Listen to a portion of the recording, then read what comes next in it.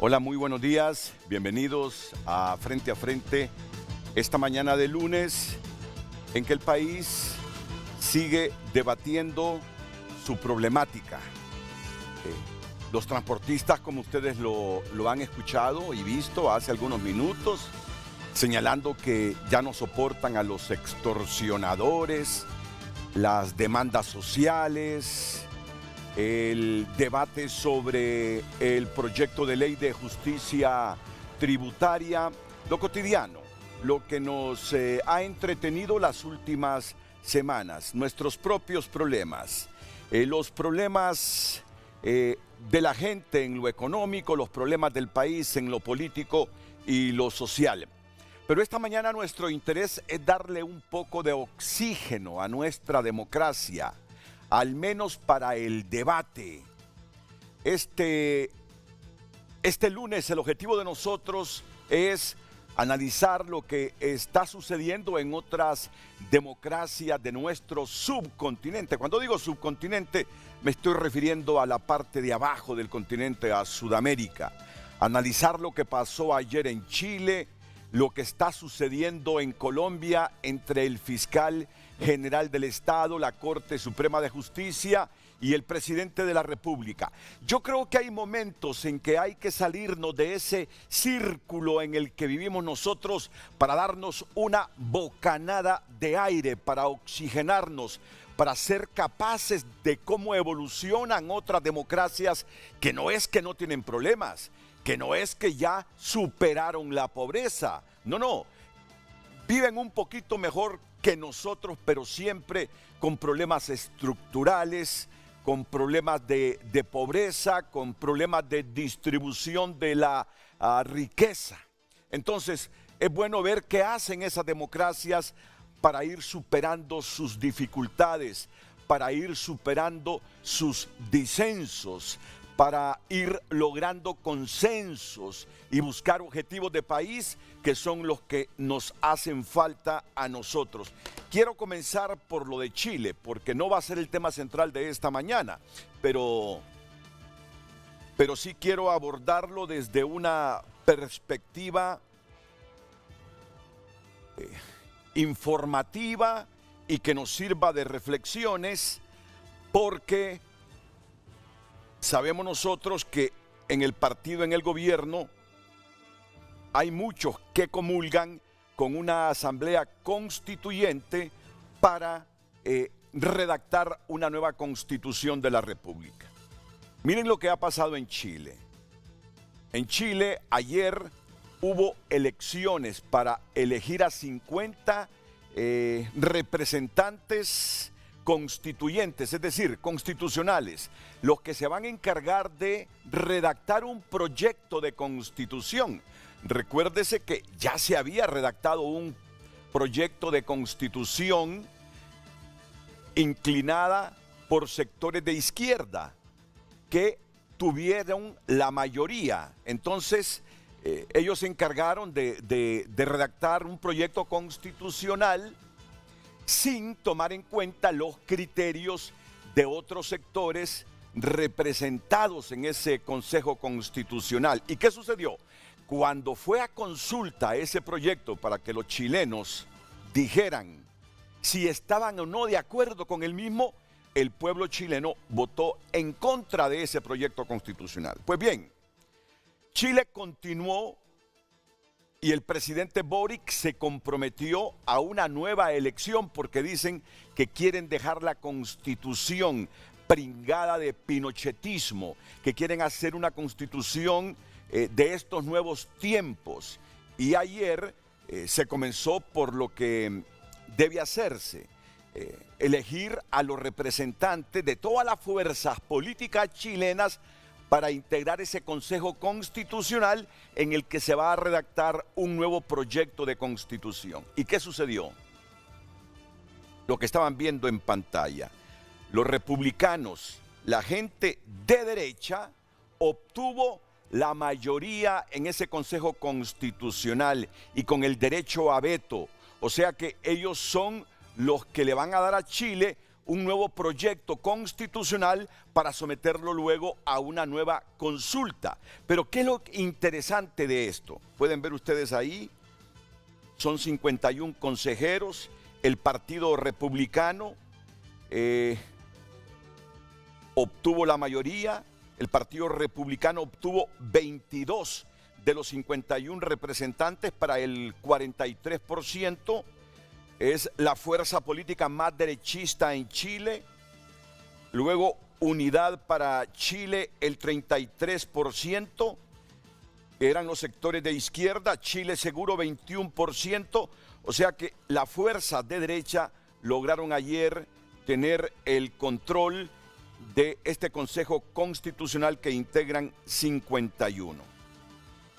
Pero lo que me ha gustado de esto no es tanto el resultado, porque ya eso depende de las inclinaciones de la gente, sino el respeto a los resultados, cómo reaccionó la institucionalidad, cómo reaccionó el presidente Boric, a pesar de que algunos achacan que ayer con este resultado el pueblo chileno midió la gestión de Gabriel Boric, el presidente de ese país, que ya ha perdido dos consultas. Primero, cuando se le rechazó el proyecto constitucional que prácticamente redactaron las fuerzas de izquierda, y ahora que se elige este Consejo Constitucional, que el pueblo chileno a darle la primacía a la derecha para que redacte el proyecto.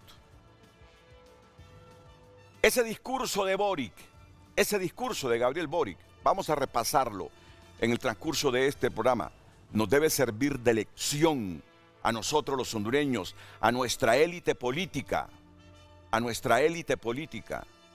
como un país que quiere vivir en democracia debe ser respetuoso del disenso de los que opinan otros.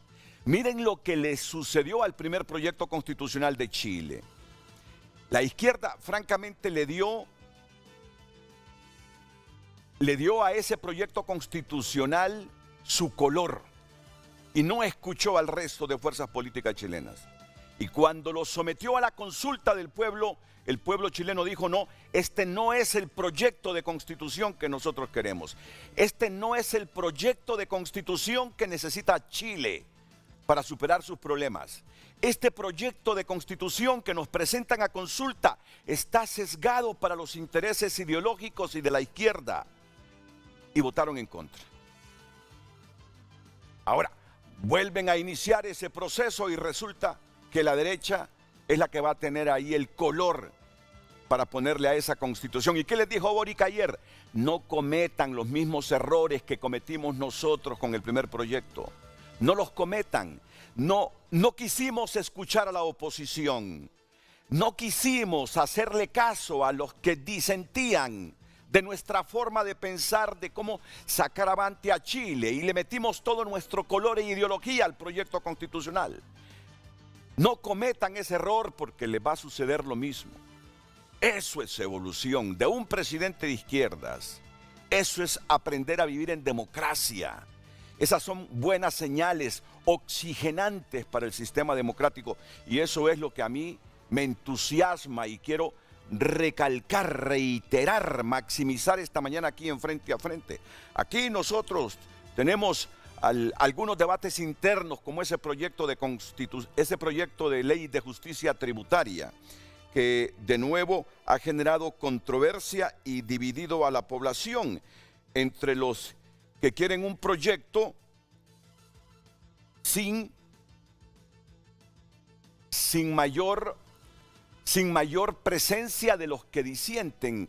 Es decir, sí se han tomado en cuenta algunas recomendaciones de los que disienten de ese proyecto, pero siguen insistiendo en que hay que escucharles más, Y bueno, entra un proyecto de socialización esta semana y yo sugeriría que nuestras fuerzas políticas que tienen el control del Congreso, el control del Ejecutivo, sean capaces de lo que está viviendo Sudamérica, y tomando en cuenta esto de Chile, por ejemplo, y sean capaces de internalizar, de debatir o por lo menos de escuchar los que disienten de tal cosa, de este puntito que contempla el proyecto constitucional, y después de una autocrítica, ver si pueden tomar en cuenta algunas sugerencias. Ceder. Ayer habló el presidente Gabriel Boric de ceder para buscar objetivos comunes de nación, que es lo que necesita Honduras. Ya vamos a hablar de esta temática porque estoy seguro que mis invitados han leído o han estado al tanto de este proceso electoral de ayer en Chile. Pero también Colombia nos tiene algo que decir.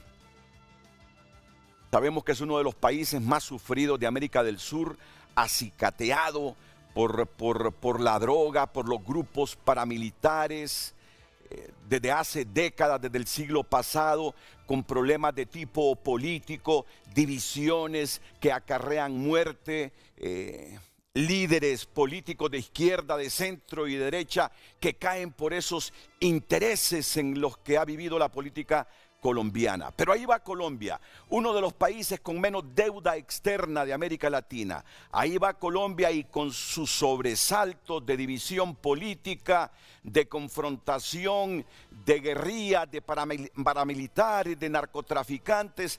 Ahí va Colombia dándonos ejemplos de democracia. Miren cómo la izquierda ganó el último proceso electoral con Gustavo Petro y cómo ayer Gustavo Petro tuvo que echarse para atrás, recularse por un pensamiento que emitió el viernes en el que todo mundo dijo, y este se cree que es dueño del fiscal general, y este se cree que es dueño del poder judicial, y este, ¿qué pasó? Se le olvidó el concepto elemental de democracia y la división de poderes. Y Gustavo Petro ha tenido que retractarse, pero eso es bueno. Cuando uno es capaz de autocriticarse, de ver sus errores y decir, en esto cometí un error y tengo que aceptarlo porque más importa la democracia, más importa el país, más importan los objetivos del Estado y no mis intereses personales, partidarios o de grupo. Esas son las cosas que a mí como demócrata me gustan. Son las cosas que yo quisiera se moviera así el país, cuando gana la izquierda, cuando gana el centro, cuando gana la derecha, no importa, pero que aprendiéramos a vivir en democracia. Y hoy para abordar estos temas, tengo aquí a la abogada constitucionalista Ruth Lafosse. Abogada, bienvenida. Buenos días. Gracias. Sé que siempre se levanta temprano, pero gracias por haberse levantado más temprano hoy y estar aquí en el programa. El tráfico es tremendo para venir. ¿Usted vive aquí en la capital o afuera de Tegucigalpa, en el Zamorano, sí. Imagínese? Así esa que sabrá que esa carretera carretera y está muy mal. Sí, malísima, malísima la carretera. José María Díaz, el expresidente del Colegio de Abogados de Honduras, presente aquí también en el programa. ¿Qué tal, Chemita? Gracias, Renato. Es un placer por la invitación. Tenerlo aquí en Frente a Frente. No sé si ya se conectó el abogado Germán Leicelar Hijo, que está en la capital de la eterna primavera, Guatemala. ¿Qué tal, abogado Leicelar? Buenos días, bienvenido. Muy buenos días, Renato. Un saludo a la abogada Lafosse y al abogado Chema Díaz. Es un placer poder compartir este espacio con ustedes. Buen día. Buenos días. Muy bien. Así que ya saben los dos temas que vamos a abordar hoy. Vamos a centrarnos sobre todo en el tema de este problema que se originó en Colombia. ¡Ay! ¿Por qué teniendo tantos problemas nosotros tenemos que estar analizando los problemas de Colombia? No es así. Lo que queremos es que la forma como solucionan los problemas, la reacción que tienen los políticos de esa nación ante sus problemas, los veamos, los analicemos, los interpretemos y seamos capaces de tomar las cosas buenas que hacen que maduren las democracias, que hacen más fuertes las instituciones, que hacen que las instituciones no sean cooptadas por los intereses personales o por el crimen organizado. Eso es lo que queremos hoy aquí analizar en Frente a Frente con estos tres distinguidos profesionales, cuando son las 7:16 minutos. Así que ya dicho los insumos que vamos a debatir, permítanme una pausa comercial que ya luego el tiempo será plenamente de ustedes, de Ruth Lafosse, de José María Díaz y de Germán Leicelar. Pero antes de esa pausa comercial, Lucecita Madrid con el título del programa hoy. Muy buenos días, licenciado Renato, nuestros panelistas televidentes. Feliz lunes, compartimos con ustedes el tema del día. ¿Qué debe aprender esta débil democracia de algunas sudamericanas como las de Colombia y Chile? Recuerde enviar su opinión a través de nuestras redes sociales, @FrenteAFrente HN en Twitter y por supuesto a través de nuestro WhatsApp 9773-6065. Frente a Frente presentó el tema del día.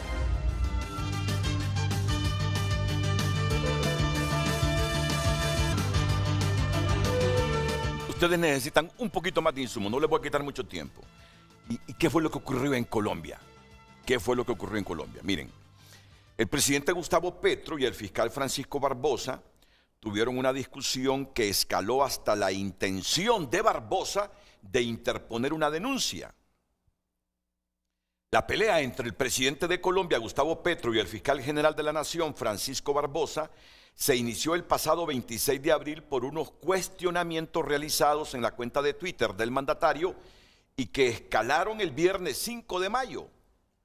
El jefe del ente judicial dijo que estudiará interponer una denuncia en contra de Petro. Pero bien, el 26 de abril el presidente compartió una denuncia del portal web La Nueva Prensa en la que se afirma que el fiscal Daniel Hernández habría encubierto una serie de asesinatos perpetrados por el Clan del Golfo.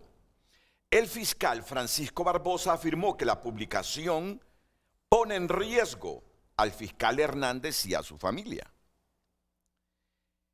El viernes pasado, el viernes 5 de mayo, el presidente respondió desde España, porque allá estaba Petro el 5 de mayo, hoy está en Portugal, respondió desde España que como jefe de Estado es también jefe de Barbosa, que como presidente de Colombia también es jefe del titular del Ministerio Público. Las declaraciones llevaron a una pelea en la que el fiscal le dijo al mandatario que no fue elegido dictador. Petro reafirmó lo dicho desde España por medio de su cuenta de Twitter. No he faltado a mi palabra ni a la Constitución, es mi respuesta al fiscal general.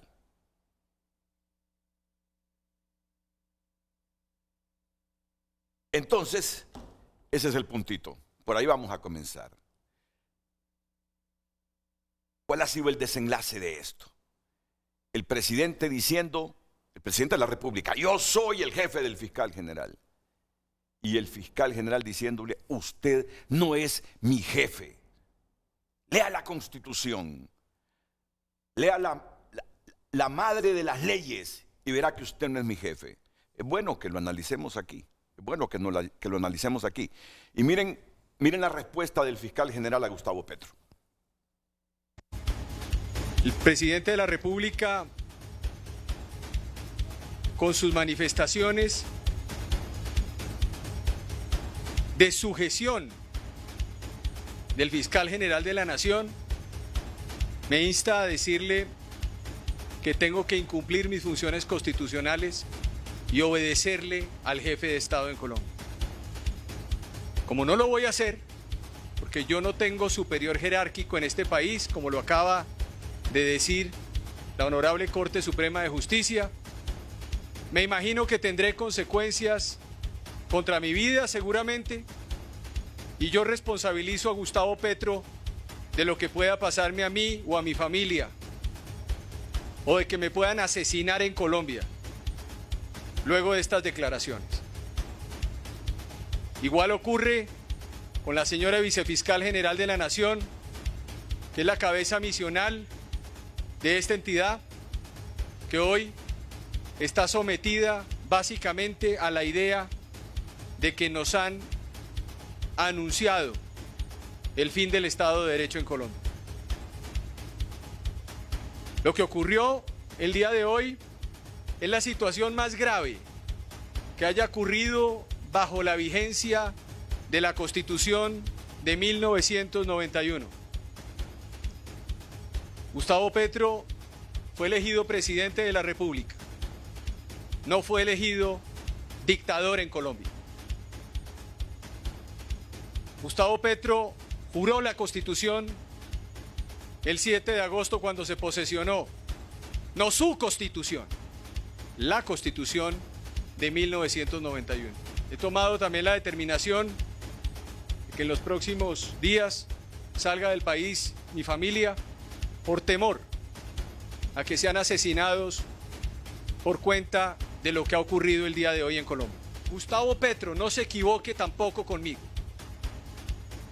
Yo no tengo rabo de paja. Sus contradictores en la vida lo han tenido. Y usted ha salido muy bien en esas discusiones. Hoy hay un fiscal decente en Colombia. Yo no he cometido ningún delito. No tengo ningún antecedente criminal. Nadie me ha indultado. Mi familia no ha pertenecido a organizaciones criminales. Pero ahora no es sacando comunicados diciendo, y si no cumple esa entidad lo que yo digo, entonces acudiré entonces a otras instancias internacionales. Nos salió ahora el presidente con la idea de que va a traerse una comisión internacional de bolsillo para suplantar la justicia en Colombia.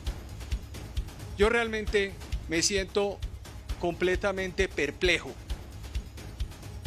de la falta de sindéresis.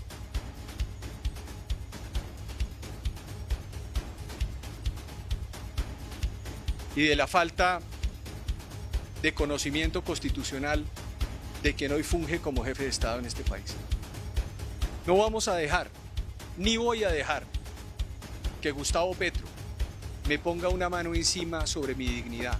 Si hoy Gustavo Petro considera que yo soy su subalterno, estoy esperando en este momento que proceda de conformidad entonces y me envíe el acto administrativo de subsistencia, insubsistencia en el ejercicio de este cargo, para de una vez decirle a Colombia que ya no tenemos democracia, que estamos en camino de una dictadura y que hay un golpe de Estado judicial en este territorio.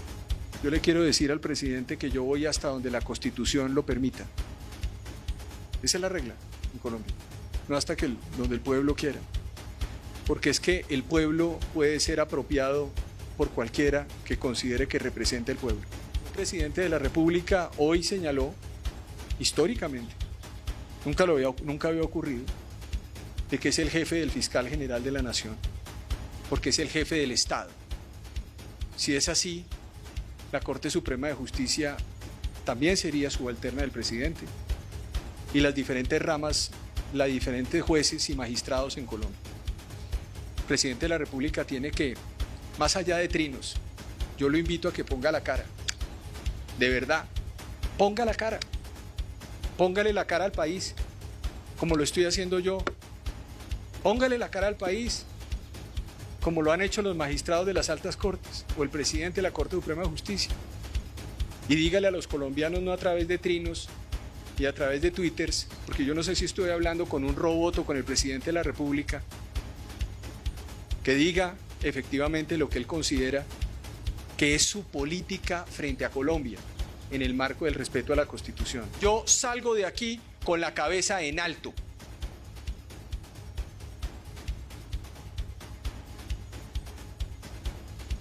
Con dignidad, o salgo de aquí asesinado pero con una memoria de dignidad para mi familia. No tengo ningún problema en ninguna de las dos opciones.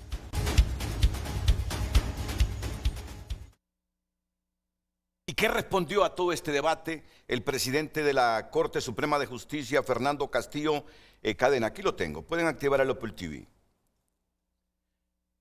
La Corte Suprema de Justicia registra con gran inquietud la errada interpretación del artículo 115 de la Constitución Política realizada y difundida en las últimas horas por el señor presidente de la República, porque desconoce la autonomía e independencia judicial, cláusula fundacional de la democracia colombiana y pilar esencial del Estado Social de Derecho. La Administración de Justicia, de la cual forma parte la Fiscalía General de la Nación, es la función pública que cumple el Estado para proteger los derechos, libertades y garantías de la población y también para hacer efectivas las obligaciones consagradas en el ordenamiento jurídico. Por ello, en cumplimiento de esta función del Estado, los jueces en sus providencias solo están sometidos al imperio de la ley, mientras los fiscales además están regidos por estrictos controles de legalidad en sus actuaciones. El fiscal general de la Nación, quien ostenta calidades de magistrado de alta corte, no tiene superior jerárquico y es elegido por la Corte Suprema de Justicia de terna elaborada por el presidente de la República. Es un funcionario cuya misión está claramente regulada por el orden jurídico y enmarcada en la autonomía e independencia de la rama judicial. Desconocer o malinterpretar la base de nuestro Estado de Derecho crea incertidumbre, fragmentación e inestabilidad institucional. La Corte Suprema de Justicia hace un llamado a la sensatez, respeto y cordura que deben prevalecer en el ámbito del principio de colaboración armónica que rige a los poderes públicos. La justicia es parte o es un poder público patrimonio de Colombia. Qué bonita esta frase. La justicia es un poder público patrimonio de Colombia. Fernando Castillo Cadena, presidente Corte Suprema de Justicia. Y hoy nos vamos a preguntar nosotros y nos vamos a responder, ¿este fiscal que tenemos ahora o el fiscal que viene y muy pronto, que dicen que si no es Mario Urquía será Rixi Moncada, lo que yo he escuchado, que si no es Mario Urquía será Rixi Moncada, le debe obediencia al presidente? Esta Corte Suprema de Justicia que elegimos, ¿le debe obediencia al presidente de la República?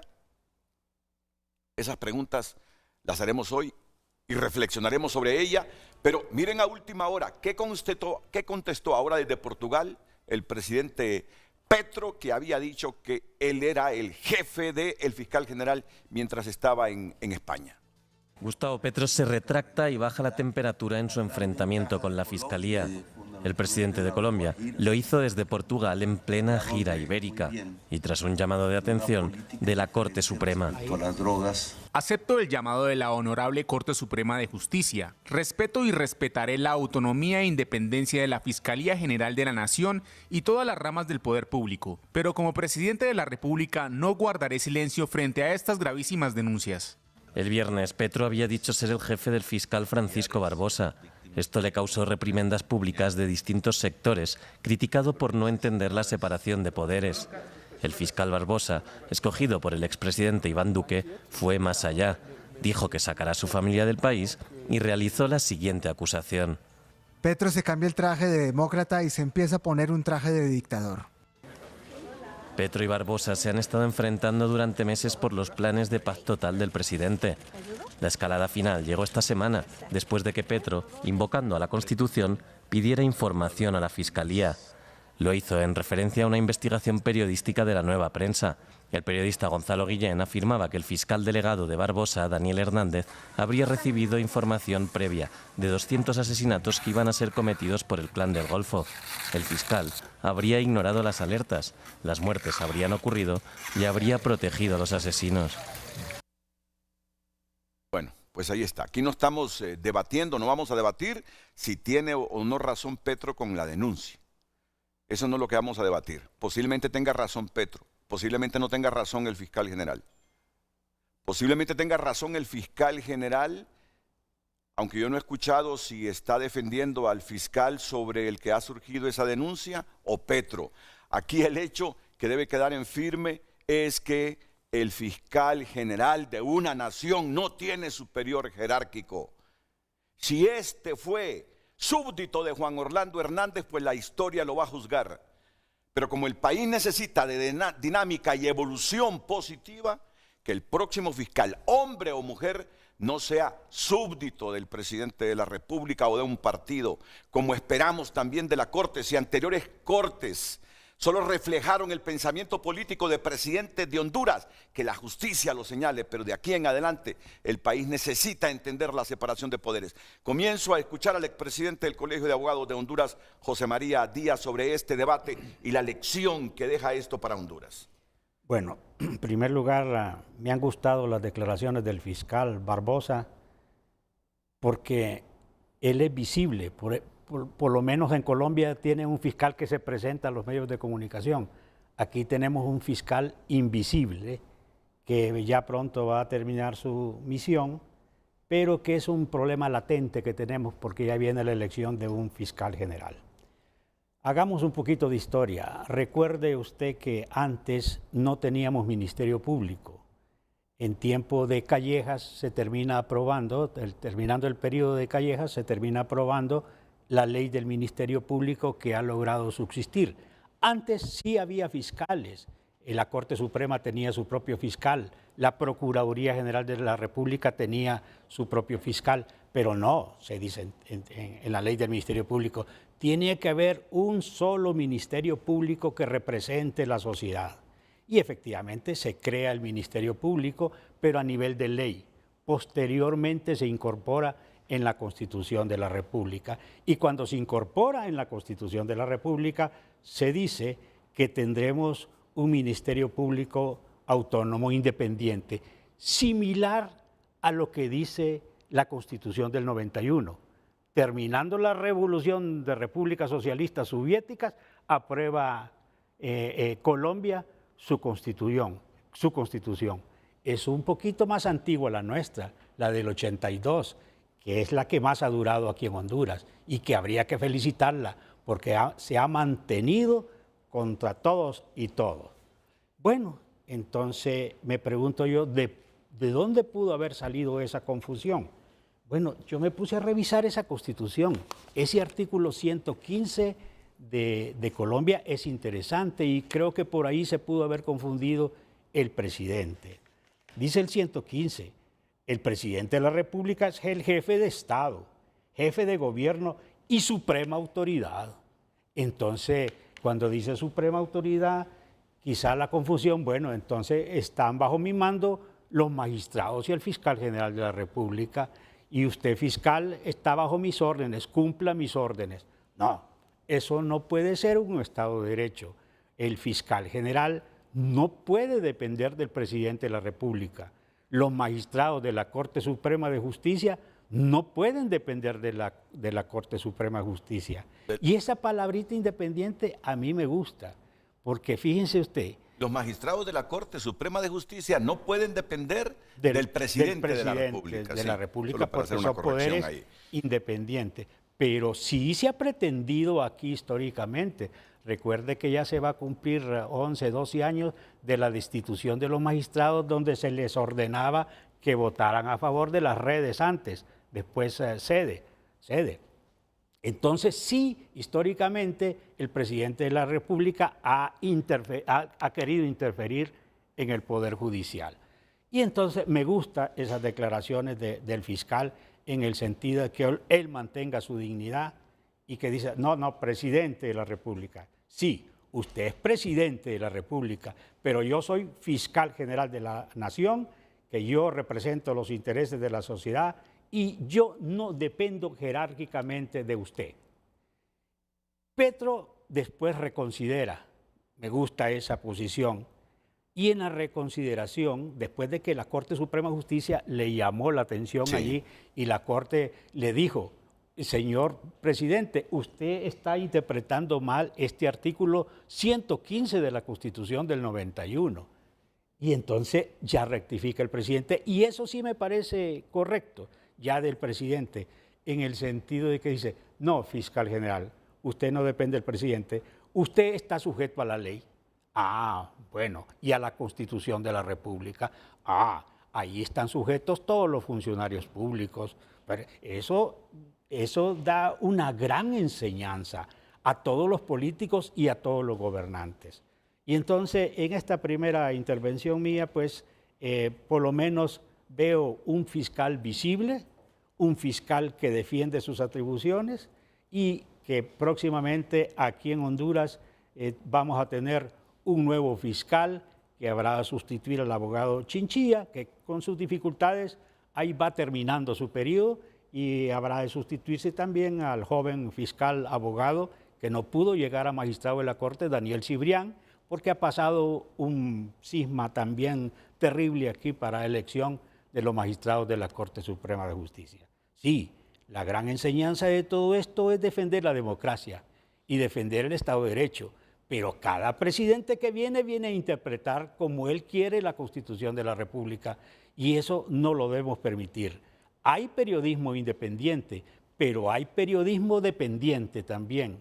Hay abogados que somos independientes y la profesión nuestra es independiente, pero hay abogados que opinan conforme lo que dice el gobierno de la República. Entonces, yo creo que nosotros, los profesionales, debemos defender nuestra dignidad y debemos defender nuestra independencia, así como nos preocupa también la independencia de los periodistas. Luchemos por eso y creo que sí podemos mejorar nuestra democracia aquí en Honduras. Es decir, cada abogado puede opinar de acuerdo a su forma de ver la vida, de acuerdo a su doctrina política, de acuerdo a su ideología. Pero cuando está en un cargo del Estado debe estar sujeto estrictamente a la ley y no alineado con los intereses personales o partidarios. Que son funcionarios públicos y dicen, prometo ser fiel a la República, cumplir y hacer cumplir la Constitución y las leyes. Pero se les olvida. Y después dice, prometo ser fiel al presidente de la República, prometo ser fiel a la presidenta de la República y por lo tanto atendemos órdenes del presidente. Y si vamos a tomar una decisión, vamos a consultar a Casa Presidencial. No, eso no lo debemos permitir. Por ello es interesante esta escogencia de los nuevos funcionarios que van a manejar el Ministerio Público. Germán Leicelar solo nos acompañará un ratito más, por lo tanto voy a ir hasta Guatemala y luego escucho la opinión de la abogada Ruth Lafose. Abogado Leicelar, adelante. Buenos días en Guatemala. Bueno, buenos días y mis disculpas, pero sí, tengo que tomar un vuelo. Voy a tratar de hacer un resumen rápido y dejar mis insumos y repito, es un honor compartir este espacio con abogados tan preeminentes y bueno, yo diría lo siguiente. Primero que nada, el único elemento que yo diría que me parece cuestionable y un poco lamentable es que alguien que llegó a la presidencia desconozca una cosa tan fundamental, como un señalamiento. Sin embargo, coincido plenamente en que es muy valioso y aplaudible desde todo punto de vista que cuando le hacen las aclaraciones de inmediato no se enterque en una posición y que retroceda y diga, perdón, me equivoqué. Eso es fabuloso definitivamente. En relación a lo que nos va a tocar aquí, pues obviamente es importante valorar que todos los elementos de poder tienen un grado de independencia porque esos son los valores de la democracia y esos son los pesos y contrapesos que las constituciones de los países reportan. En el caso nuestro, para ir al grano, el Ministerio Público tiene un papel en el sistema legal hondureño muy importante, ya que es una institución, como lo dicen las leyes, que es autónoma, que está encargada de lo que es la persecución y el enjuiciamiento penal en el país. Tiene como función principal la de promover y defender todos los intereses de la sociedad y todos los derechos fundamentales de los ciudadanos en el ámbito penal. La figura, obviamente, es la del fiscal general de la República, quien será designado por el Congreso Nacional, lo cual no implica de ninguna manera que tenga ningún tipo de subordinación. Cualquier elemento de poder del Estado, una vez elegido por el proceso que sea, tiene una total independencia para poder ejercer esas funciones precisamente en los intereses y beneficios de la sociedad, que es a quien el Estado se debe plenamente. La responsabilidad del Ministerio Público incluye la investigación de delitos, la representación de cargos ante los tribunales, representación de los procesos penales, la investigación y tiene la facultad de intervenir en casos de derechos humanos, corrupción y otros delitos graves. Con lo cual, si no se le reviste de la independencia que necesita, ¿cómo podría investigar? En especial en un país que, como la mayoría de los países de Latinoamérica, incide tremendamente en temas de corrupción que usualmente vienen en el Estado como los más visibles. No porque solo en el Estado exista corrupción, pero normalmente son las cosas que de mejor manera o de manera más abierta se dicen.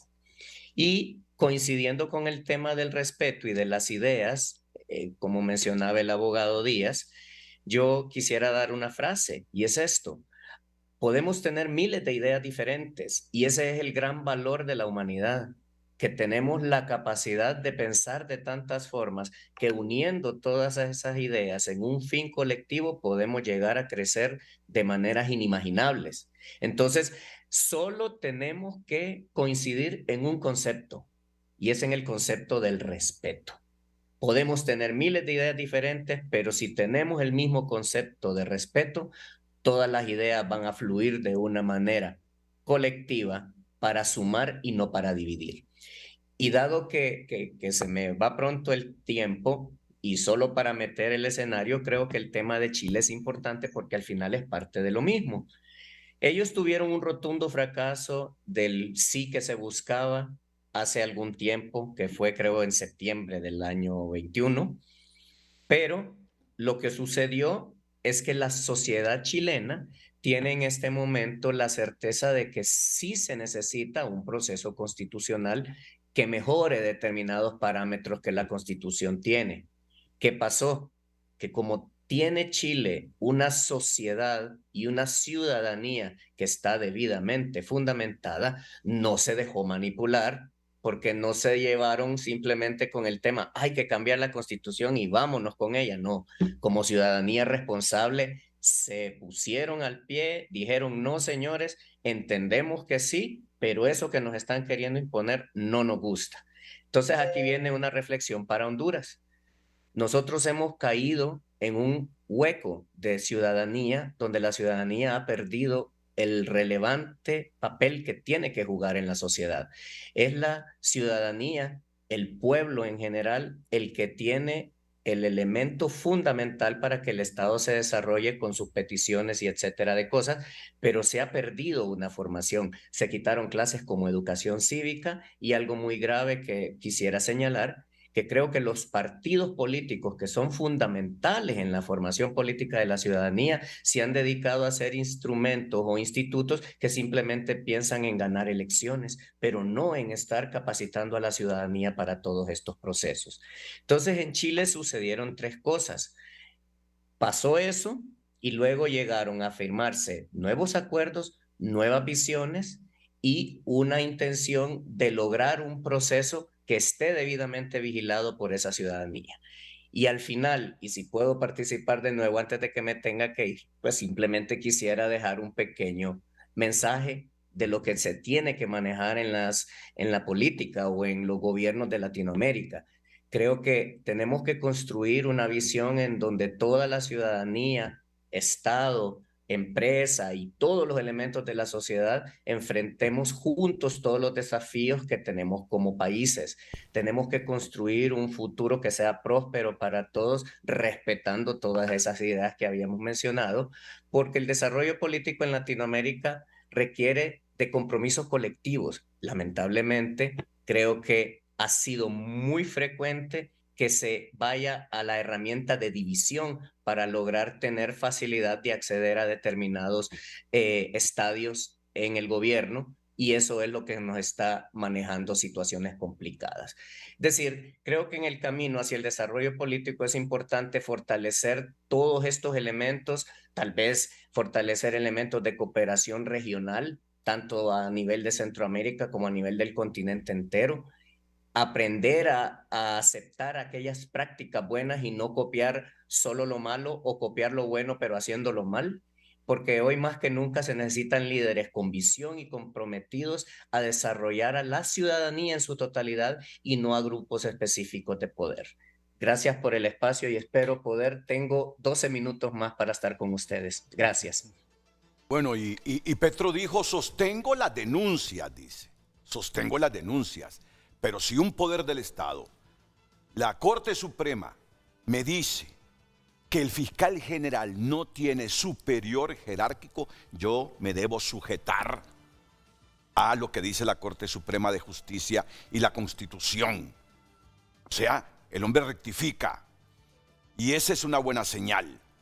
El hombre no defiende y no se queda con su error y queda defendiendo su error como sucede en otras democracias. Y miren lo que pasó ayer. Yo pensé ver un Gabriel Boric, o no tanto, porque ya había escuchado su discurso después de que en aquella consulta el pueblo le dijo, no, este no es el proyecto constitucional que nosotros queremos. Esto no fue lo que pedimos. Y escuché a un presidente de izquierdas sensato, aunque sus mismos compañeros de izquierda, porque ese es el temor, lo tilden de traidor. Y ayer volví a escuchar a un presidente de izquierdas sensato, ecuánime, equilibrado, que piensa más en su país que en los intereses políticos o ideológicos de su partido o de su alianza de partidos. Al finalizar, o cuando ya se supo realmente cómo habían quedado las elecciones, esto fue lo que señalaba el presidente chileno Gabriel Boric. Se han elegido hoy día 50 consejeros y consejeras constituyentes. Y como presidente de la República, en nombre del Estado y del pueblo de Chile, les invito a actuar con sabiduría y con templanza.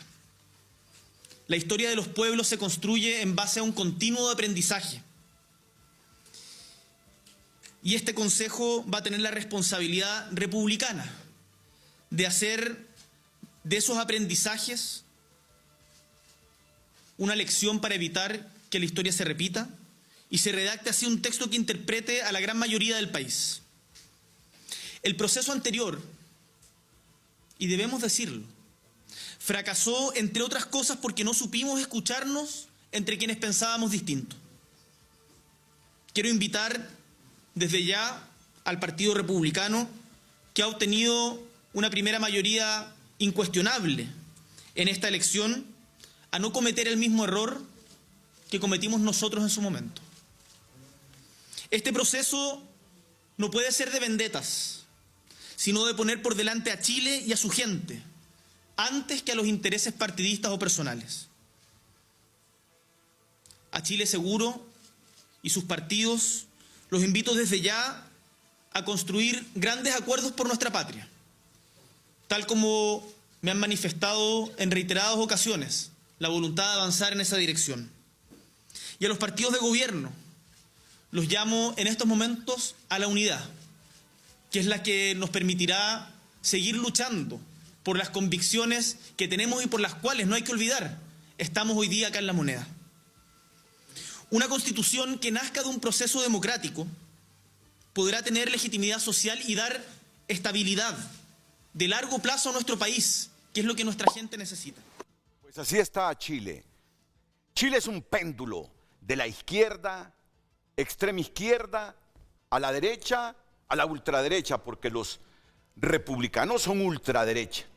Y luego la otra alianza es de derecha.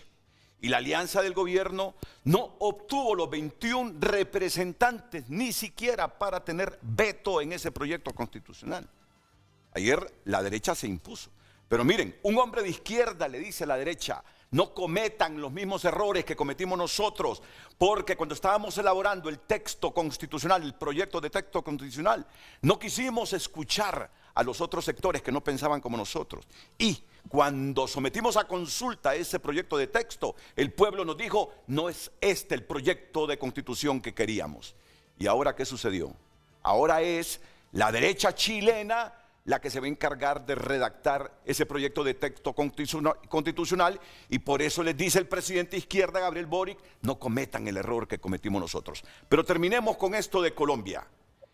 El fiscal general del Estado no tiene superior jerárquico, como los magistrados de la Corte Suprema de Justicia no tienen por qué obedecer al presidente de la República. Yo esperaría que los 15 magistrados de nuestra Corte estén escuchando esto y lo internalicen en el cerebro y lo internalicen en el alma, para que así la democracia nuestra vaya madurando. Abogada Ruth Lafose.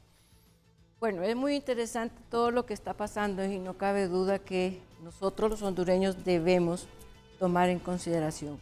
En ambos casos, yo lo que veo ahí es tres cosas que son de suma importancia: que la gobernabilidad está íntimamente ligada con la legitimidad en la actividad gubernamental. En una de las intervenciones de Boric, por ejemplo, hace hincapié que no se cometa el mismo error de no escuchar la participación ciudadana. Quiere decir que la gobernabilidad tiene que estar íntimamente ligada a la representatividad política que podríamos tener nosotros en el Poder Legislativo y, sin lugar a dudas, la participación ciudadana. En esa participación ciudadana, y también lo señala muy bien Boric, que es, independientemente que pueda ser una persona más a lo social que a un equilibrio de derecha, por decirlo así, tiene una gran diferencia con respecto a otro tipo de gobernantes, me atrevería a decir, con el de Colombia y con el nuestro. Él es un estadista. Él no es, si es cierto que tiene una ideología de izquierda, esa ideología no va embarcada a sostener y a intimidar y a imponer un pensamiento único en una constitución que posiblemente pudiera tener Colombia en un momento dado. Porque en la primera de los casos lo que pasó es que estaba sumamente investida de ideología, que no pudo lograr que esa constitución, la integridad y la unidad política común para sostener la doctrina o la ideología que se quería pretender implementar dentro de la Constitución de Colombia. Chile, me está hablando perdón, de Chile. De Chile. Y en el caso por ejemplo, de Colombia, no cabe duda que al momento de sostener el presidente de Colombia de que el fiscal es subordinado en su actividad de ejecución, ponía en precario la esencia misma del Estado de Derecho de Colombia.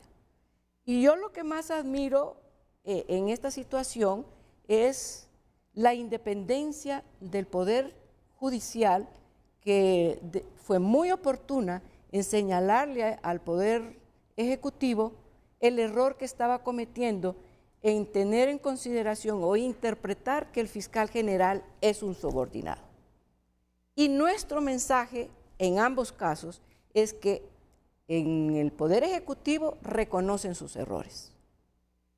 Eso es de suma importancia, porque en otros casos tenemos que, aun cuando están errados, aun cuando están pretendiendo implementar políticas públicas que atentan con el Estado de Derecho o que atentan con nuestras libertades, no lo reconocen. Es más, imponen determinados proyectos de ley que dividen la población o que de alguna manera se ven deteriorados en una actividad determinada, por ejemplo, en cuanto a distribución de ingresos o la distribución de los ingresos del Estado en un presupuesto, por ejemplo. Pero en ambos casos, el mensaje es que la institucionalidad democrática debe prevalecer ante cualquier actividad gubernamental y que la gobernabilidad solo se puede sostener si está íntimamente ligada a la legitimidad y a los principios jurídicos que se encuentran en los 4 primeros artículos que se define como una república, como un Estado de Derecho y con independencia de los poderes del Estado. Muchas gracias, abogada Ruth Lafose. La pausa comercial y seguimos respondiendo y reflexionando a esta pregunta que nos repite Luz Madrid aquí en Frente a Frente hoy lunes. ¿Qué debe aprender esta débil democracia de algunas sudamericanas como las de Colombia y Chile? Comparta su opinión.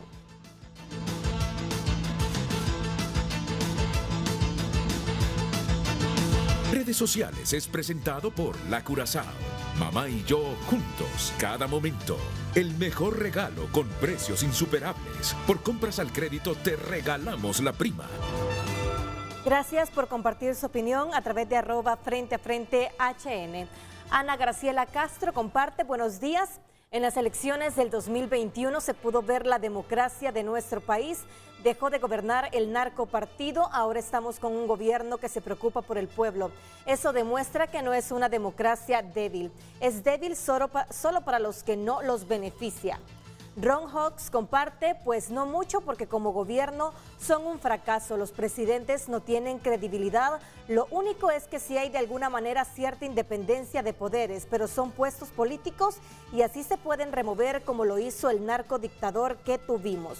José Bermúdez. Después del 28 de noviembre, Honduras recuperó la democracia con un gobierno elegido democráticamente, sin robo de elecciones como en el pasado, donde se instaló una narcodictadura. Mariana Herrera, con la reelección ilegal dejó, se dio el golpe más grande de la historia a la democracia hondureña. Continúa enviando sus comentarios a través de @FrenteAFrente_HN.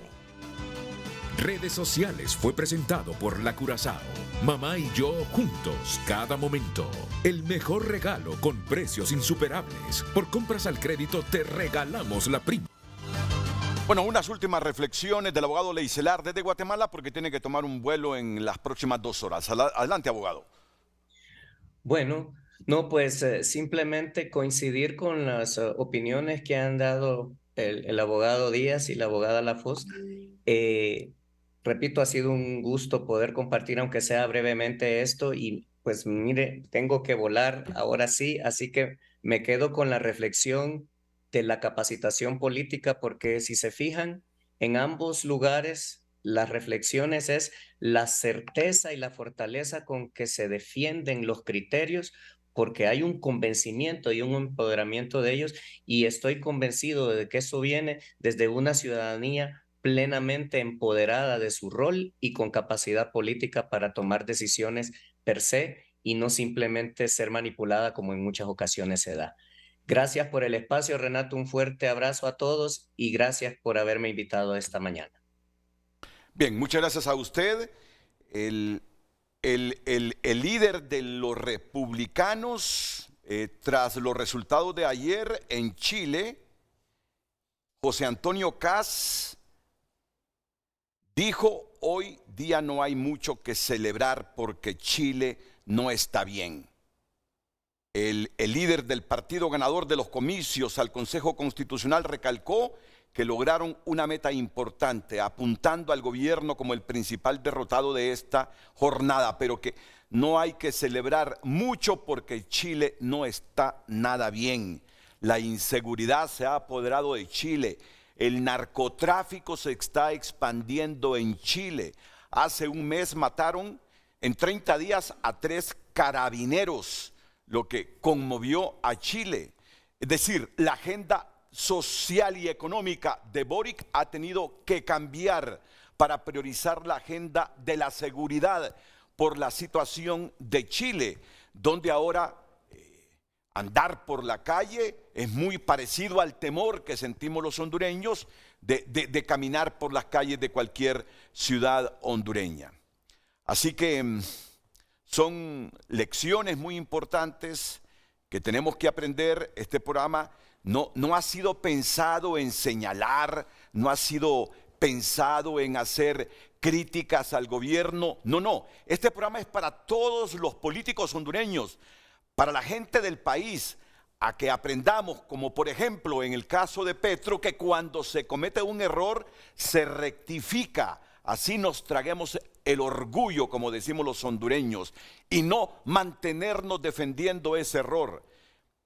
Este programa es concebido para que, por ejemplo, aunque se pierda, como en el caso de Chile, que mucha gente puede decir, no solo perdió el proceso para la conformación del Consejo Constitucional, sino que la gente lo midió a él como presidente y su gestión como gobernante del país. Él viene y dice: señores que ahora tienen la mayoría en ese Consejo Constitucional, no cometan el mismo error que cometimos nosotros, que no escuchamos a los que disentían de aquel proyecto constitucional que fue rechazado en la consulta por la población. No cometan ese mismo error. Para salir adelante tenemos que escucharnos todos, que esa es la gran lección para Honduras. La legalidad, la sostenibilidad y el estar bien con los ciudadanos en mucho depende de escuchar a la gente y sobre todo a los que disienten de las políticas que se implementan o se pudiesen estar construyendo, abogado José María Díaz. Bueno, sí es interesante este tema del diálogo que se ha hablado en gobiernos anteriores, en el gobierno de Callejas, en el gobierno de Maduro, de Ricardo Maduro, y hemos siempre estado en permanente conflicto. Yo creo que uno de los pecados que tenemos los políticos aquí es la soberbia llegan y aquí se hace porque el pueblo nos eligió y nosotros vamos a hacer lo que querramos. A mí me preocupa la situación de permanente conflicto del Congreso Nacional. Es un Congreso Nacional, es un desastre completo. No han aprobado leyes trascendentes. A mí, en lo particular, me gusta el legado de Chile y Colombia para con Honduras.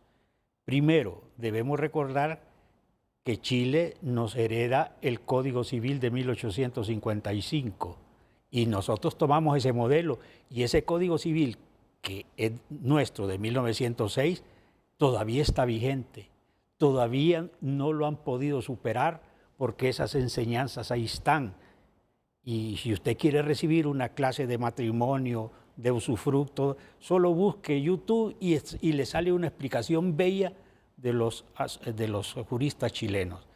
Y la otra agradecimiento a Chile es la formación de los militares y policías, que de ahí se tomó el modelo. Y por otra parte, Colombia, le tomamos algo que todavía yo no estoy convencido, que es el tema de la extradición. Colombia hizo reformas a su ley y se permite hoy que se extradite y se vayan a jugar a Estados Unidos. Eso es interesante, así como los programas de paz que tiene con la guerrilla. Colombia tiene su propia realidad. Nosotros también le hemos tomado a Colombia el tema de métodos alternos de solución de conflictos, en el sentido de que yo participé con la Cámara de Comercio y tomamos como modelo lo que llamamos aquí Ley de Conciliación y Arbitraje, allá le llaman métodos alternos de solución del conflicto, en el sentido de que dejemos los abogados de estar cargando al Poder Judicial de tanto conflicto. Y es que no podemos nosotros resolver los conflictos en nuestros despachos.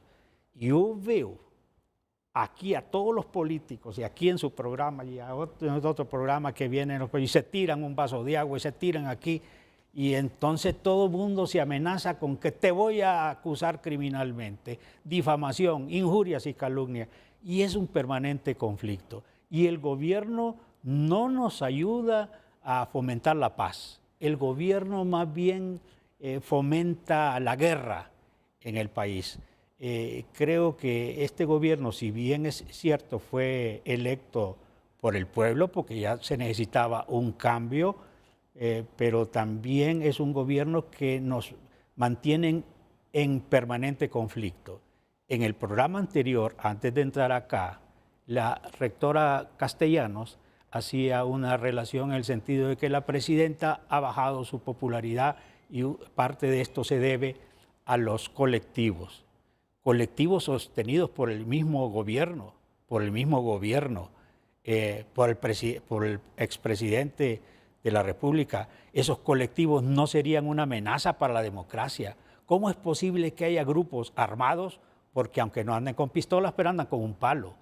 Esto habría que eliminarlo. La policía debería intervenir e eliminar esto. Pero el mismo gobierno está fomentando la guerra y el conflicto permanente. Así que yo hago un llamado al gobierno en el sentido, y principalmente al Congreso Nacional. Mal ejemplo los estamos dando a las nuevas generaciones. Podíamos hablar de democracia y hacer un Congreso infantil, enseñarle a los niños y llevarlos al Congreso para que aprendan democracia. No, yo no me atrevo a llevar a mis hijos al Congreso Nacional a aprender de democracia. Sí me gusta la democracia norteamericana. Sí me gusta porque se ha mantenido, y el mayor conflicto ha sido el de Trump y el Partido Republicano, que fue fundado por Abraham Lincoln, que le puso Partido Republicano. Abraham Lincoln era republicano. Y me llama la atención que los chilenos tienen un partido republicano que también es de derecha. Estos partidos políticos ayudan a la sostenibilidad democrática. Yo no estoy de acuerdo que desde el gobierno se dice que hay que eliminar al Partido Nacional. Si eliminas al Partido Nacional, estás dañando la democracia porque estás guiando a esto a un solo partido político que se quede en el gobierno. El problema de los socialistas es la alternabilidad. Yo creo que el tema de la alternabilidad no debe pasar a la historia, ni el tema de la reelección, que para mí también yo no veo que desde el gobierno se preocupen por eliminar esa sentencia. Para mí es nula el tema de la reelección, pero desde el gobierno no se ha dicho nada. Pareciera que les conviene que sigamos con este tema de la reelección. Si para mí es nulo, solo se presenta un escrito en la Corte Suprema de Justicia y se anula. Todo lo que han hecho se anula y se arregla este problema de la reelección. Pero nos dejaron con el problema de las sedes también y hay que continuar con ese problema, ¿verdad? En lo particular, yo agradecería a los abogados que leyeran el convenio de extradición con Estados Unidos. El convenio de extradición de 1909 prohíbe la extradición de hondureños. Y allí la Corte Suprema de Justicia no dice nada. Pero por lo menos un magistrado debería decir, y si el convenio con Estados Unidos lo prohíbe, ¿qué podemos hacer? ¿Y no sería mejor hacer una revisión de ese convenio de la extradición? Y que se quite eso si quieren mantener la extradición. Pero en este momento está prohibida, usted no puede extraditar hondureños, pero nadie lo dice. Sí, porque dicen, se reformó la Constitución de Honduras y allí se permite la extradición, pero el convenio con Estados Unidos no lo permite. Nadie menciona eso. Nadie menciona eso porque si no te acusan de que sos narcotraficante. Entonces yo sugeriría que diplomáticamente, que yo no sé si diplomáticamente se podrá porque todos los embajadores de carrera se han ido. Hay una embajadora de Honduras en Colombia recién nombrada. Se llama Terín Arlet Moreno Zelaya. Debe ser pariente de los Zelaya también, porque todo es Zelaya. Entonces, si bien es cierto, de Colombia hemos tomado ese tema de la extradición, pero yo no termino de convencerme de que nosotros, con esa permanente incapacidad para impartir justicia, toditos nos deshacemos de todos y vayan a juzgar de allá. Para el tema de justicia, sí necesitamos de Estados Unidos y necesitamos esos tribunales. La CICI demuestra una incapacidad también para nuestro sistema de justicia. No me gusta también el tema de la CICI, no me gusta. ¿Y cómo vamos a pretender incorporar el tema de la CICI a nivel constitucional si debería ser algo pasajero? Si lo incorporamos es que va a pasar a la historia de los otros 100 años de Constitución de la República. Pero a mí en lo particular no me gusta. Entonces, el tema de justicia no me gusta el camino por donde vamos. Creo que hay que revisar muchas cosas y si no se mejora justicia, no se mejoraría la democracia. El tema de justicia también es importante. Es la opinión del expresidente del Colegio de Abogados de Honduras, José María Díaz. No sé si coincide o tiene sus discrepancias en torno a lo que ve José María Díaz o cómo visualiza esta problemática nacional, abogada. Coincido en muchísimas cosas del abogado Chema Díaz. Lo respeto muchísimo y en las de Leicelar. Pero ya me voy a referir a algunas cositas que tal vez no pudiéramos estar de acuerdo. Pero en principio, bajo el tema que usted está manejando, no cabe duda que en Honduras el debilitamiento institucional es grave, ¿verdad? Y no se puede comparar con el fortalecimiento o la institucionalidad que tiene Chile y Colombia, por ejemplo, que es lo que hace que un presidente se retracte frente a la institucionalidad o el Estado de Derecho que le señala a él hasta aquí puede llegar. Y con relación al de Chile, de igual manera, una participación muy activa y de la institucionalidad del Estado de Derecho le dijo al presidente, mira, esto no nos gusta, si quieres implementarlo, pues tendrás que buscar otros canales que pudiéramos expresar cuáles nuestras necesidades como sociedad chilena. Y respondió la institucionalidad frente a un posible abuso de un presidente de la República en Colombia, por ejemplo. En el caso nuestro, eso nos debe servir de mucha lección, porque aquí, si bien es cierto, se elige a un presidente de la República y con contundentes votaciones, no por ello deja de visualizarse que inmediatamente que se logra instalar el gobierno, empieza un decaimiento frente a la popularidad o o la buena idea de gobernanza que tiene y empieza a decaer. Pero, ¿por qué empieza a decaer? Porque cuando se llega al poder, creen que el poder ejecutivo, y están acostumbrados a ello, y lo ven como una cultura tradicional, de que pueden intervenir de manera arbitraria y muy evidente frente a la ciudadanía, al poder legislativo, por ejemplo, o al poder judicial, por ejemplo. De manera que la actividad del poder ejecutivo se agrava tanto en relación que confronta la legitimidad, que empieza a debilitar por completo la institucionalidad del país. ¿Pero por qué la penetra? ¿Cómo es que hace posible que esa actividad del Ejecutivo presidencialista pueda lograr intervenir y supeditar o atreverse a atribuirse atribuciones que son exclusivas de la competencia de ambos poderes del Estado? Es porque los partidos políticos, frente a esa gobernabilidad, son sumamente débiles desde el punto de vista institucional partidario. Los tres partidos que están actualmente, inclusive los nuevos, no se pueden llamar, por llamarles así, fuera del esquema de partidos tradicionales. Siguen siendo partidos tradicionales. El actual es un partido tradicional que sale del Partido Liberal. Pero ambos tienen una característica, que se han debilitado por completo y han perdido la posibilidad de que la ciudadanía pueda tener a través de ellos canales de expresión política. Al perderse esa posibilidad de tener nosotros la posibilidad de expresarnos políticamente, entonces perdemos la posibilidad de tener verdadera representación política en el Congreso. Y lo visualizamos. Hoy, coincido con el abogado, que dentro de los tres poderes del Estado, hoy el caótico es el poder representativo del Poder Judicial.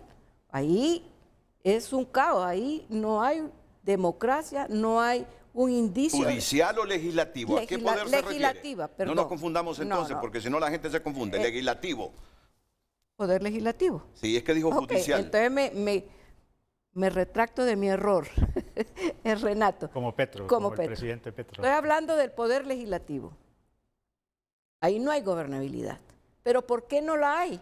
Porque no está íntimamente ligada su actividad legislativa con la legitimidad en relación al Estado de Derecho que bien establece la Constitución de la República. Y empieza a formarse un montón de ideas, de posibilidades, por ejemplo, de una CICI, de las posibilidades de una reforma al asunto de la extradición, por ejemplo, a la presentación de un proyecto de justicia tributaria, por ejemplo, donde cada vez que se mencionan esos temas provoca una incertidumbre total, que empieza una oposición no tanto de cuestión partidaria, pero sí de participación ciudadana, que enfrenta esa actividad, que la miran muy alejada de una actividad que esté legitimada frente a un Estado de Derecho.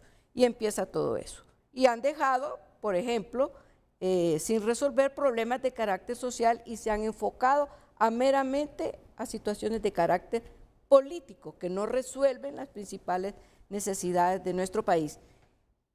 Y un punto importante que yo quisiera mencionar es que el actual gobierno, frente a la posibilidad de que no puede hacer los cambios sustanciales que él quisiera hacer desde el punto de vista partidario e ideológico, ha acudido a esquemas de carácter social para poder implementar el caos, por ejemplo, que existe, que todo el mundo lo ve en el campo de la salud. Frente a personas que no las pueden destituir, utilizan un mecanismo de grupo social formado por ellos para poder despedir de manera arbitraria e ilegal las personas que están ahí nombradas legalmente. Entonces, ese mecanismo, para mí, deslegitima la gobernabilidad que se pudiera lograr a través de este nuevo gobierno. Entonces, para mí ese es un punto muy relevante que tenemos que considerar, que lo que sucedió tanto en Chile como en Colombia, frente a una arbitrariedad del Ejecutivo, se vio que actuó la institucionalidad o el Estado de Derecho frente a un posible abuso de autoridad de un poder del Estado. Ruth Lafosse, abogada, profesional de las ciencias jurídicas y sociales también, reflexionando sobre lo que ha sucedido en estos dos países sudamericanos, cómo entenderlo acá y cómo tratar de que esas experiencias de ambos países, que también tienen problemas, que también tienen pobreza, nos sirva a la política y a la democracia de nuestro país. Redes Sociales es presentado por La Curazao. Mamá y yo juntos, cada momento. El mejor regalo con precios insuperables. Por compras al crédito te regalamos la prima. Gracias por continuar enviando sus mensajes a través de @FrenteAFrente HN. Roberto Ramón comparte, he escuchado sus opiniones, sin embargo, Petro no es tonto. Tiró ese mensaje tanteando para ver cómo reaccionaba el sector judicial colombiano. Además, los sectores que cuidan el país le deben haber advertido que estaba en riesgo de tropezar y caer al precipicio.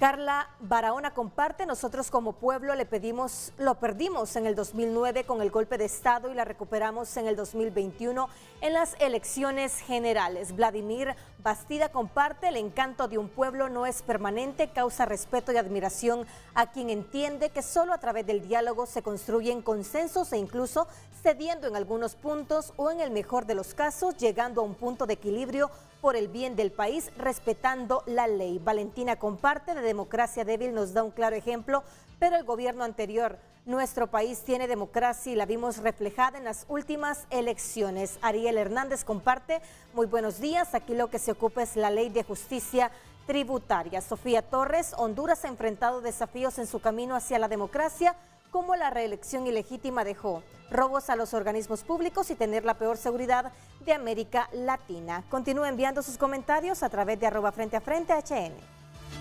Redes Sociales fue presentado por La Curazao. Mamá y yo juntos, cada momento. El mejor regalo con precios insuperables. Por compras al crédito te regalamos la prima.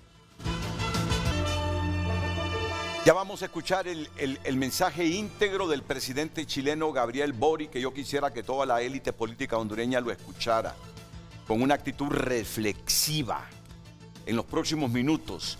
Esto fue aproximadamente a las 6:30, 7 de la noche, luego que CERVEL, el organismo electoral, ayer en Chile, después de escrutado el 90% de la participación ciudadana en este ejercicio electoral, determinara que los republicanos habían obtenido 22 representantes para el Consejo Constitucional. Otra alianza de derecha había obtenido los votos suficientes para que la derecha colombiana prácticamente controle ese Consejo Constitucional. Y los partidos de izquierda participaron con 2 alianzas. Esa división aparentemente les perjudicó. Uno ni siquiera obtuvo un tan solo representante en el Consejo Constitucional y el otro obtuvo el 33% de la forma como quedó construido ese Consejo Constitucional, que repito, ahora tiene más gente, representantes de derecha, y por eso el presidente les dijo, no se equivoquen porque en el pasado reciente la izquierda controló ese proyecto constitucional, desde ese mismo organismo que ustedes van a ocupar en los próximos días. Y nosotros no escuchamos a la gente que disentía del texto constitucional. Y cuando lo sometimos a consulta, perdimos. Ahora ustedes no cometan el mismo error. Antes de escuchar ese discurso, que me parece que es una pieza reflexiva y democrática para que lo internalicemos nosotros, me dejó con alguna inquietud el abogado José María Díaz, que escuché en su opinión que fácilmente el país, si tiene voluntad, puede desheredar eso que nos dejó en el organigrama jurídico nacional el expresidente Juan Orlando Hernández con la reelección. De haber voluntad política, ¿qué es lo que tiene que hacerse con la reelección, abogado? Sí, de eliminarla, porque eso ha dañado al mismo Juan Orlando Hernández, ha dañado al Partido Nacional. Eso nunca debió ser. Y me preocupa a mí las Cortes de lo Constitucional y Salas de lo Constitucional de América Latina, que solo reciben órdenes de los presidentes y están autorizando las reelecciones de Daniel Ortega y están autorizando reelecciones en todo Centroamérica. Entonces, pienso yo que sí, ya se interpusieron recursos de inconstitucionalidad y dije, no, esto está correcto y la reelección está permitida. Pero recuerde usted que la no reelección era un petrio, ha sido un petrio y nunca debió haberse tocado. El petrio está vigente, para mí está vigente todavía. Y lo que dice la Constitución, que todo que atenta contra los petrios es nulo. Sencillamente para mí, concertado con los partidos políticos, se presenta un escrito de nulidad en la Corte Suprema de Justicia, así como cuando se vendió la Isla Morat, recuerda que la Isla Morat aquí hondureña y todo, pero la habían vendido, entonces solo se presentó la demanda y era un escándalo, entonces viene el juez y solo que el juez era, la procuradora era Elizabeth Chu Sierra. Entonces, inmediatamente, solo en el auto de admisión, declaró nula la venta de la Isla Morat porque atentaba contra la Constitución de la República. Lo mismo pienso yo. No es necesario tanto recurso de inconstitucionalidad. Solo le presento un escrito a la Corte Suprema de Justicia nulo. Claro, hay que tener los votos. ¿Cómo están las fuerzas políticas también? Fuerzas políticas, entre comillas, en el Poder Judicial, pero así hay que hablarlo porque tenemos que decir, hay tantos nacionales, tantos liberales y tantos de libre. Entonces, para mí, basarse en el artículo 3, 2 y 3 de la misma Constitución de la República, presentar un simple recurso de inconstitucionalidad y que se vaya esa bendita reelección y volvamos a los petrios, volvamos a la alternabilidad en el ejercicio del poder y eliminemos todo lo malo que hicieron, bueno, yo diría que la misma Corte Suprema de Justicia. ¿Así de simple le parece? Mire, Renato, con respecto al tema... No, a este específicamente. Estoy hablando de ese, Renato. Sí. Específicamente de lo que está señalando el abogado.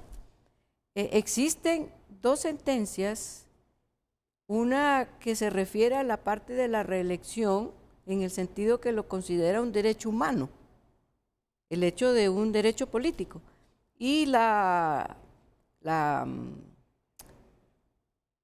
Corte Interamericana de Derechos Humanos emitió una resolución donde dice que la reelección no es un derecho humano. Así es. Entonces, si tomamos en consideración un aspecto de la convencionalidad internacional a que está obligada Honduras, porque forma parte de ella, ese sería uno de los principales argumentos, más la constitucionalidad, a los que se podrían acudir para poder lograr la nulidad que para mí debería ser oficiosa, ni siquiera solicitada a la Corte Suprema de Justicia para que eso quede sin ningún valor y efecto.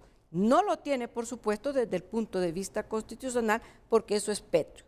Y ese tipo de delito o lo que sea son imprescriptibles. Vamos a ver, usted Jamás. me está diciendo que de oficio la Corte Suprema de Justicia puede anular.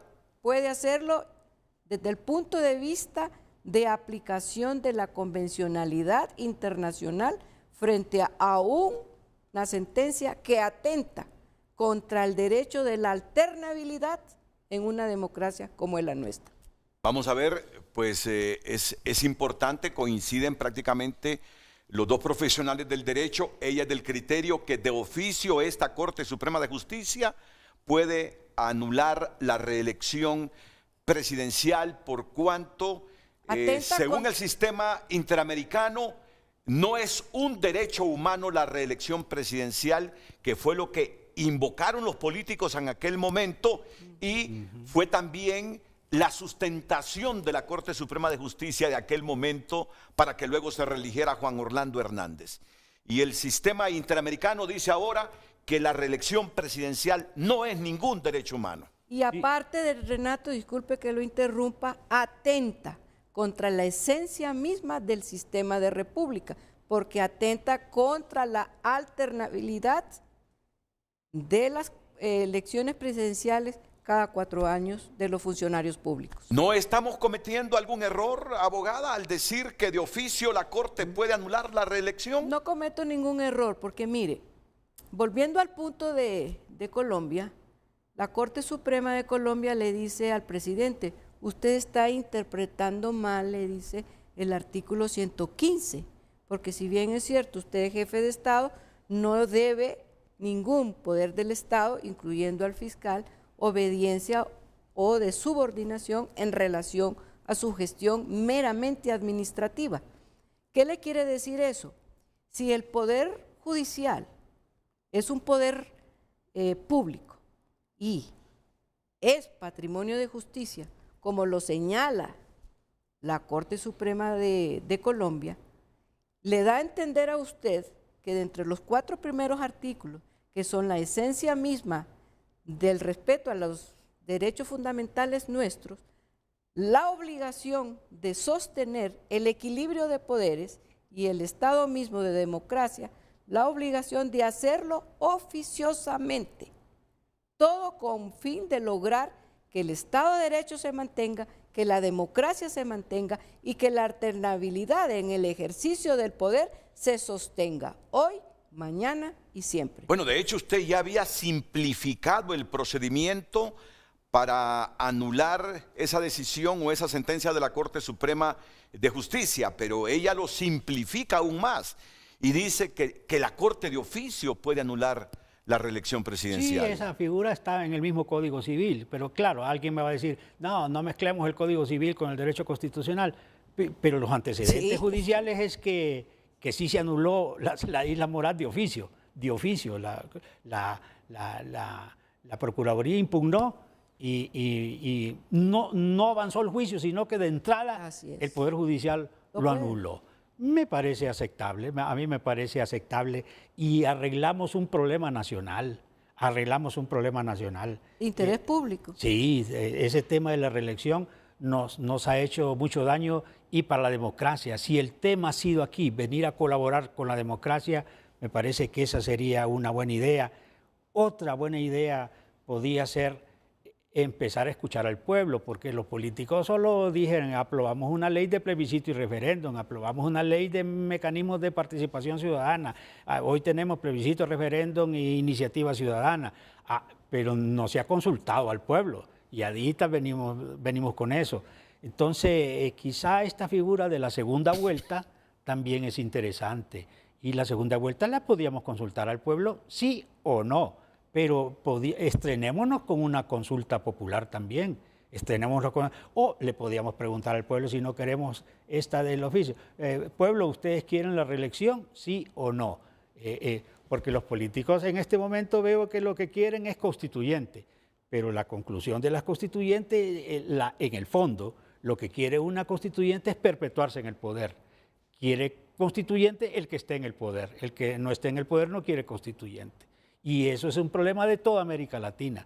Todos los gobiernos socialistas han hablado de constituyente. Ese es el tema central de toda América Latina. Pero mira, así como está la relación de fuerzas en el Congreso Nacional de la República, y leyendo difícil todo el procedimiento inclusive para convocar a una consulta sobre si quiere constituyente o no los hondureños, no tienen el número de votos todavía para implementar todo eso. Ni aparentemente lo van a tener, así como está el Congreso ahora mismo. Pero es bueno que el pueblo participe en algo, no solo es bueno tenerlo ahí. Miren cómo tenemos los mecanismos de participación y no le consultamos al pueblo. Ahí vamos a pasar y sin consultarle al pueblo. El otro puntito que me ha llamado la atención y que usted se ha atrevido, como debe ser en una democracia con todo y sus imperfecciones y debilidades como es la nuestra, porque yo soy respetuoso de la opinión de la gente, pero yo veo que no se entiende el concepto democracia por algunos mensajes que escucho, que lee Lucecita, aunque respete el criterio. Muchos afirman, y lo han hecho esta mañana, que la democracia se vuelve fuerte con el simple hecho que en la elección de 2021 haya ganado otro partido político.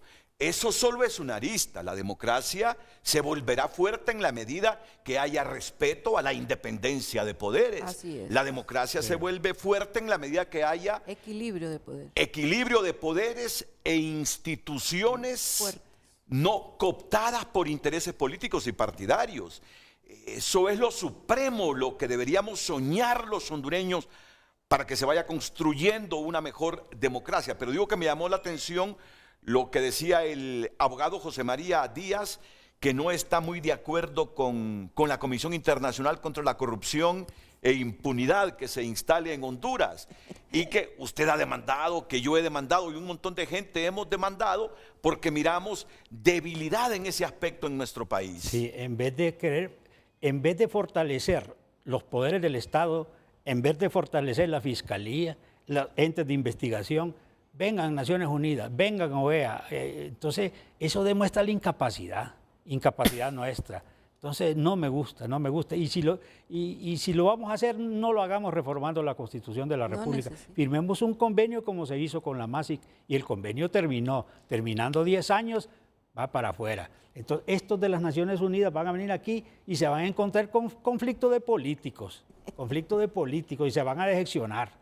Entonces, yo no recomendaría eso. Por eso mismo es que todavía no se instala la Sisi, porque no está muy segura la ONU si viene a un país con condiciones para dejar trabajar a esta comisión.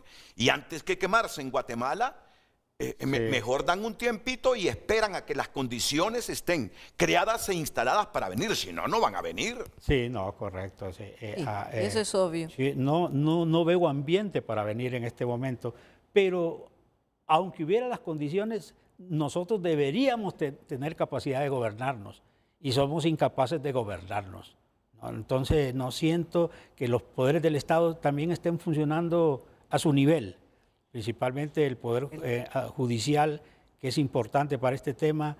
Creo que deberíamos llegar, eso que anhelamos desde tiempo de Dionisio Herrera en la Constitución de 1825, que nosotros vamos a tener un poder judicial independiente, porque antes no concebía, antes lo que decía el rey, ¿verdad? ¿Y cómo es que va a venir alguien a impartir justicia si el que impartía justicia era el rey? ¿Verdad? Así como vimos en Inglaterra, antes era el rey, no había poder judicial. ¿Y cómo se van a atrever otros que no sea rey a impartir justicia? Pero hoy no, hoy tenemos poderes judiciales que deben impartir justicia, congresos nacionales que deben emitir leyes. Este Congreso Nacional está aprobando las leyes que en realidad nos favorecen. Yo me molesto cuando oigo el himno nacional con el puño así. No, hombre, ¿cómo es eso? El himno nacional, ya hay una ley que dice cómo se escucha el himno nacional. Nosotros firmes. Hoy, en tiempo de Job, se aprobó un decreto que con la mano en el pecho, pero no así. Esto simboliza otra cosa. Entonces, ¿es para política que ocupamos el himno nacional? Tampoco. Viene de nuevo el 15 de septiembre y vamos a ver repetido eso del himno nacional. Así que si estamos hablando de Constitución y Estado de Derecho, también repetemos los símbolos nacionales. Vamos a la pausa comercial y enseguida un regalo de Frente a Frente para el pueblo hondureño. El mensaje de Gustavo Boric, sinceramente, demuestra a este joven presidente que en el fondo es un estadista, es un demócrata. En el fondo yo así percibo con estos mensajes que le he escuchado en los últimos años, después de estas derrotas que ha sufrido con ese proceso de constituyente, a Gabriel Boric. Redes Sociales es presentado por La Curazao. Mamá y yo juntos, cada momento. El mejor regalo con precios insuperables. Por compras al crédito te regalamos la prima. Gracias por continuar enviando sus mensajes. Vicente Hernández comparte, cuenta muchísimo la educación y el patriotismo. Son países mucho más educados. Nosotros andamos muy mal en educación y nuestros políticos en su mayoría son vagos, sin valores éticos ni morales, y la ciudadanía es de estómago. Siguen al que les da más. No hay amor a la patria, por eso urge las reformas electorales, segunda vuelta, voto electrónico, separar elección de presidente de los diputados y alcaldes y reformar ley orgánica del Congreso Nacional, entre otras, Consejo Nacional Electoral. Muchas gracias por compartir sus mensajes. Redes Sociales fue presentado por La Curazao. Mamá y yo juntos, cada momento. El mejor regalo con precios insuperables. Por compras al crédito te regalamos la prima. Miren, este discurso de Boric es la reacción de un demócrata cuando sabe que el pueblo no lo ha respaldado en una consulta, en una elección. el llamado de un presidente cuando entiende que divorciarse de la gente es comenzar el declive de ese gobierno. El respeto hacia esos resultados. Y sobre todo, a mí la lección como demócrata que me deja lo que pasó ayer en Chile, es que los gobiernos que no escuchan a la gente se debilitan. Los gobiernos que no escuchan a la gente se debilitan. Y la única manera de hacerse sentir es imponiendo. Peor les va cuando tratan de imponer. Son las lecciones que yo saco de eso de Chile de ayer y además de esa rectificación de Gustavo Petro. Eso es democracia, eso es liderazgo. Esas son señales de salud democrática, no obstante los problemas que atraviesan esos países. Ayer, presidente, lo escuchamos. Ciudadanos de Chile, hoy nuestro pueblo ha participado en una jornada democrática y sin sobresaltos. El pueblo de Chile vuelve una vez más a expresar sus posiciones de manera democrática en las urnas. Y nuestro país, y esto es importante y no es obvio, una vez más utiliza el diálogo para resolver sus diferencias, porque hemos entendido todos, en todo el espectro político, que la democracia se defiende y fortalece siempre con más democracia y nunca con menos. Quiero partir agradeciendo a todos y todas quienes han hecho posible que un evento de tal magnitud como el de hoy haya resultado de manera impecable. Al CERVEL, a las Fuerzas Armadas, a Carabineros, a los vocales de mesa, apoderados y apoderadas, a quienes trabajaron también para transportar a nuestros compatriotas y a todos quienes concurrieron a las urnas a votar. Este día se ha cumplido una nueva etapa del proceso constituyente iniciado en 2019, en momentos difíciles para nuestra patria. Y quiero decirles que volvemos, una vez más, a tener una oportunidad de construir, con diálogo y encuentro, una nueva Carta Magna que represente de la mejor manera posible los anhelos y el tipo de país en el que, como chilenos, queremos vivir en las próximas décadas. Esto no debe ser pensado de cara a la próxima elección, ni siquiera solamente en función de un periodo de gobierno. Tiene que ser pensado para las generaciones que hoy habitan nuestra patria y por sobre todo para las futuras. Una constitución debe durar décadas y por lo tanto debemos ser capaces de cerrar exitosamente este debate.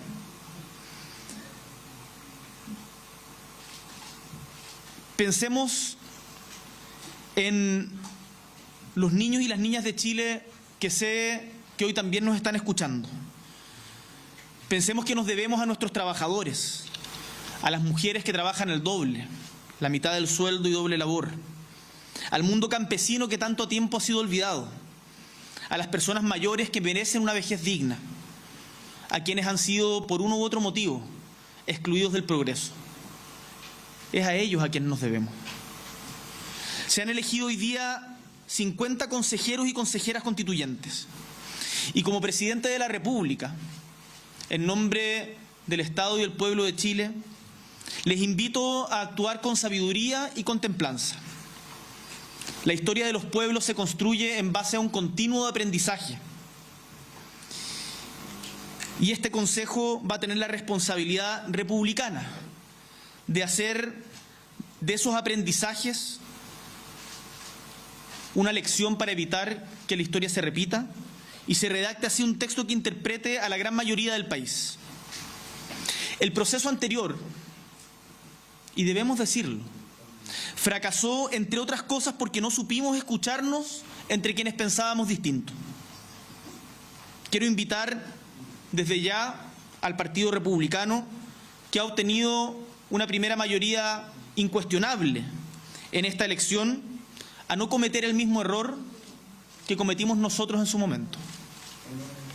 Este proceso no puede ser de vendetas, sino de poner por delante a Chile y a su gente, antes que a los intereses partidistas o personales. A Chile Seguro y sus partidos los invito desde ya a construir grandes acuerdos por nuestra patria, tal como me han manifestado en reiteradas ocasiones la voluntad de avanzar en esa dirección.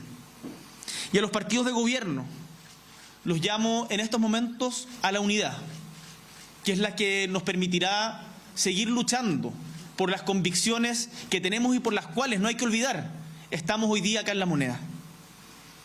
Una constitución que nazca de un proceso democrático podrá tener legitimidad social y dar estabilidad de largo plazo a nuestro país, que es lo que nuestra gente necesita. Y si somos capaces de bajar las barreras y superar las desconfianzas y la polarización, no me cabe ninguna duda de que vamos a ser capaces de lograrlo. Pensemos un poquito en el mapa más largo, más allá de este día o incluso de estos últimos años.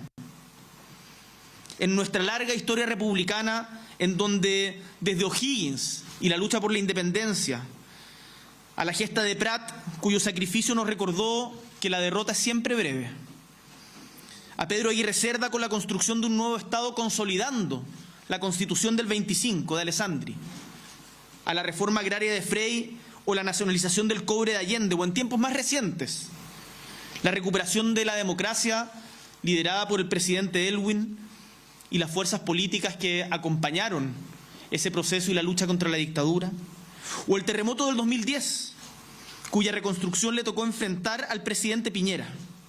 En todos estos eventos ha quedado claro que cuando como país somos capaces de unirnos, sacamos lo mejor de nosotros mismos y avanzamos. Vamos hacia adelante. Hay algo de cara a los resultados de esta elección que no debemos olvidar. Esta estuvo marcada sin lugar a dudas, y así lo han reconocido todos los actores políticos, y por cierto, la gente que fue a votar, por la crisis de seguridad y la crisis migratoria que han calado profundo en el ánimo de nuestros compatriotas. Pero estas crisis, quiero que sepan, les estamos dando respuesta y las estamos enfrentando y trabajando firmemente como gobierno, pero no solo como gobierno, como Estado, con la colaboración de todos los sectores.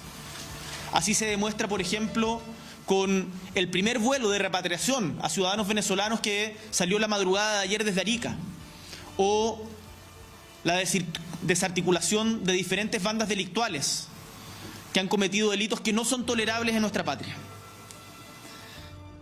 Bueno, que nos quede de lección. No es nada nuevo, pero internalicémoslo. Diálogo, diálogo y unidad. Escucharnos en el disenso es la fórmula para superar los problemas que tiene Chile, que tiene Colombia y que también nos agravan la vida y nos alteran la democracia en Honduras.